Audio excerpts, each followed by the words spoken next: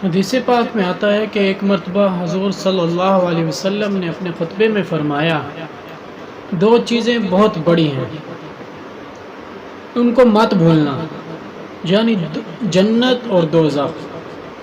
फिर ये फरमा कर आप सल्लल्लाहु अलैहि वसल्लम बहुत रोए, यहाँ तक कि आंसुओं से आप सल्लल्लाहु अलैहि वसल्लम की दाढ़ी मुबारक तर हो गई। फिर आप सल्लल्लाहु अलैहि वसल्लम ने फरमाया, कसम है उस ज़ात की कि जिसके कब्ज़े में मेरी जान है,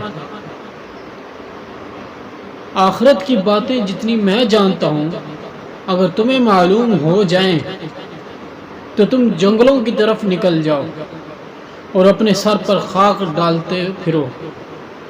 अल्लाहु अकबर। अल्लाह ताला हम सब को हमेशा जन्नत की तैयारी करने की तौफीक